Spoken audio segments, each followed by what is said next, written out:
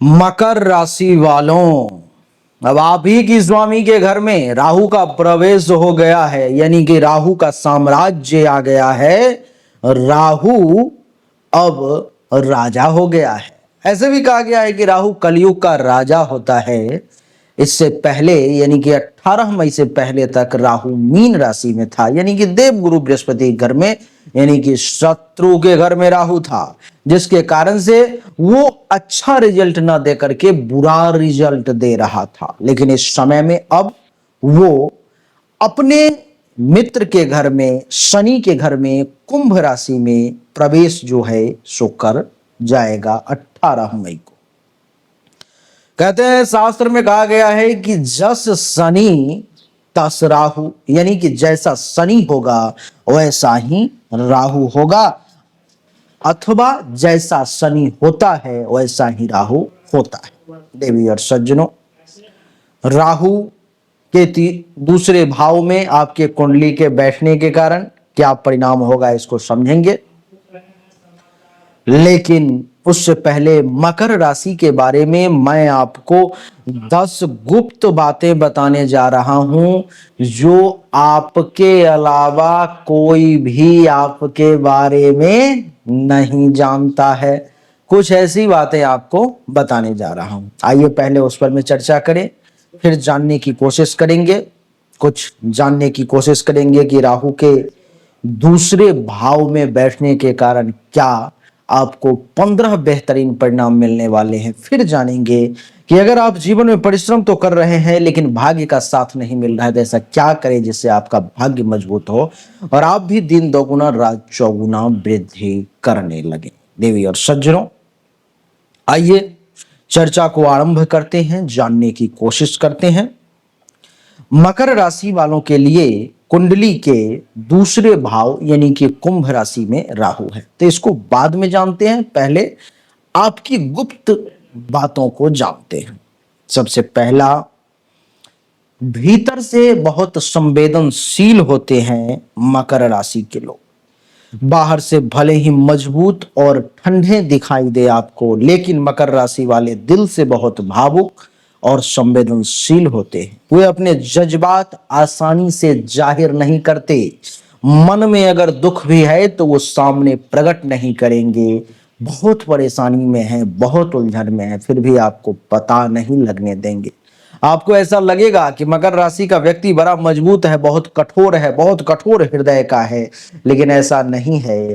वो बाहरी परत है, अंदर में जो मन है, दिल है, वो बहुत संवेदनशील, बहुत कोमल है। पहली बात।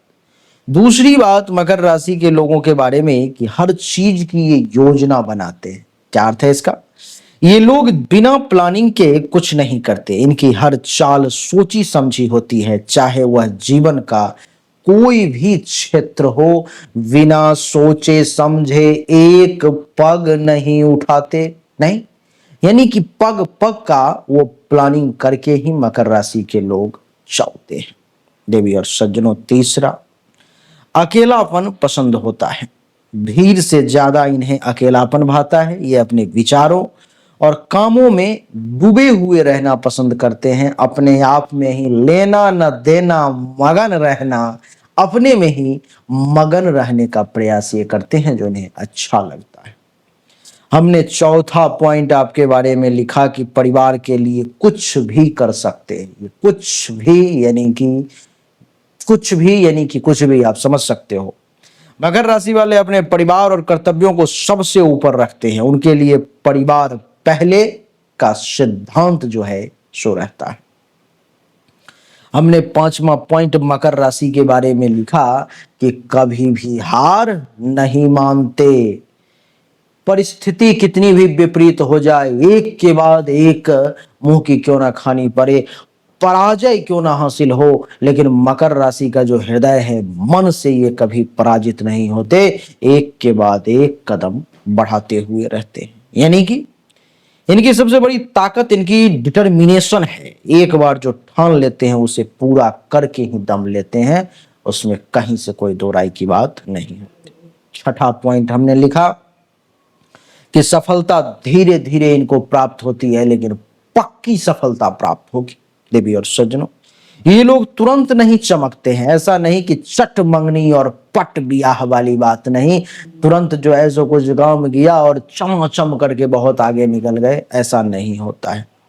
लेकिन वक्त के साथ मेहनत करते करते वो जगह पर, ऐसे जगह पर पहुंच जाएंगे जहां से उन्हें लौटना नहीं पड़ेगा। इसलिए आप प्रयासरत रहें। हमने 7वां पॉइंट लिखा कि रिश्तों में समय देते हैं, यानी कि मकर राशि वाले जल्दी किसी के करीब नहीं आते। इन्हें भरोसा करने और रिश्तों में खुलने में समय लगता है, ऐसा देखा गया है। 8वां पॉइंट हमने लिखा है कि न्याय प्रिय और अनुशासित, ये लोग नियमों के बड़े पाबंद होते हैं। अगर कोई अन्याय होता है तो चुप नहीं रहते, चाहे वो अन्याय किसी के साथ हो। अगर इन्हें पता लग गया, अगर ये वहां पर उपस्थित है, देख रहे हैं, तो ये बर्दाश्त नहीं करते, धर्मवीर होते हैं। 9वां पॉइंट हमने लिखा है इनके लिए कि सादगी में ही शान से रहते हैं, यानी कि दिखावे से दूर रहते हैं। इनका अंदाज शांत, सरल लेकिन प्रभावशाली होता है। हमने 10वां पॉइंट लिखा कि गुप्त रूप से डरते हैं और सफलता से, ये यानी कि बाहर से भले ही ना डरें पर अंदर ही अंदर ये असफलता से डरते हैं, और इसी डर से ये विशेष परिश्रम करते हैं। इन्हें असफलता ऐसे भी स्वीकार नहीं होता। तो ये वो 10 पॉइंट है मकर राशि के बारे में, जो केवल मकर राशि के लोग ही अपने बारे में ये बातों को जानते हैं। देवी और सज्जनों, क्या लगता है आपको, ये गुप्त बातें हैं सही मकर राशि के बारे में या नहीं? अगर है तो कमेंट में लिखें गुरुदेव ये 100% सही है, 80, 90, 95, जितना भी आपको लगे वो कमेंट में लिखें। लेकिन मैं आपको एक बात याद दिलाना चाहता हूं कि फिर भी ये एक सामान्य विश्लेषण है। अगर आप पर्सनली 100% सटीकता के साथ जानकारी चाहते हो तो दोनों हाथ के हथेली का फोटो, जन्म तारीख, जन्म समय, जन्म स्थान आपको व्हाट्सएप पे डालना होगा, फिर आपको सही और एक्यूरेट जानकारी प्राप्त। आइए देवी और सज्जनों, अब चर्चा को आगे बढ़ाएं और मकर राशि वालों के लिए कुंडली के दूसरे भाव में जो शनिदेव विराजमान हुए हैं, इसके प्रभाव को जानें। असाधारण धन अर्जन की क्षमता आपके अंदर आ जाएगी। आपको बता दूं कि राहु का यहां होना आपको पारंपरिक रास्तों से हटकर विशेष तौर पर में धन कमाने के लिए प्रोत्साहित करेगा और मदद करेगा। दूसरा हमने लिखा कि वाणी में आकर्षण शक्ति, आपको वाणी में सम्मोहन शक्ति आ जाएगी। लोग आपकी बातों से प्रभावित होंगे और आप जो बोलेंगे लोगों को सुनना पड़ेगा।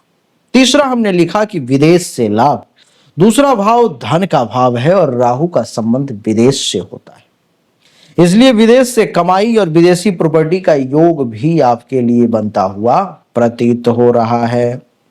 चौथा हमने लिखा कि डिजिटल या तकनीकी क्षेत्र में सफलता, IT, social media, digital marketing, data science जैसे क्षेत्रों में तेज तरक्की के योग भी आपके लिए बनते हुए प्रतीत हो रहे हैं।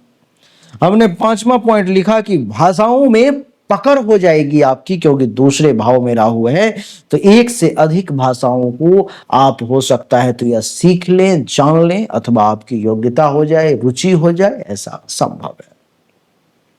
छठा पॉइंट हमने लिखा कि बुद्धिमता से बातचीत, यानी कि बहुत सोच समझकर बोलने वाले इस समय में आप होंगे, जिससे इसका प्रभाव समाज में पड़ेगा और समाज में आपका मान सम्मान जो है सो निश्चित तौर पर में ये राहु जो है सो बढ़ाएगा। हमने छठा पॉइंट लिखा आपके लिए कि बुद्धिमता से बातचीत, यानी कि इस प्रकार से बात करेंगे जो समाज में वैल्यू आपकी बढ़ेगी, आपकी बातों का वजन रहेगा।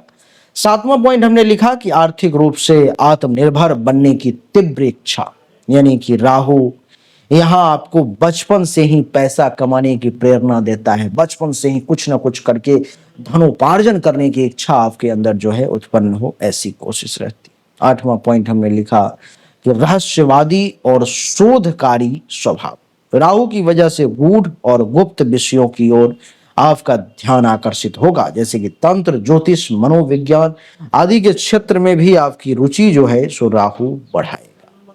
हमने 9वां पॉइंट लिखा निवेश में चतुरता, यानी कि शेयर मार्केट, क्रिप्टो या रियल एस्टेट जैसे जोखिम भरे काम में आपको राहु ले जाएगा और समझदारी से निवेश करने की क्षमता देगा, जिससे आपका कमाल का वृद्धि होने वाला है।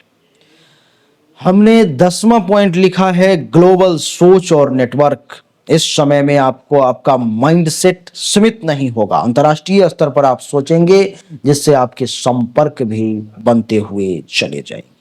हमने 11वां पॉइंट लिखा फाइनेंस या काउंसलिंग क्षेत्र में सफलता, यानी कि वाणी और समझ की वजह से आप काउंसलर, बैंकिंग या फाइनेंशियल एडवाइजर जैसे प्रोफेशन में सफल हो सकते हैं, ऐसे योग बन रहे हैं।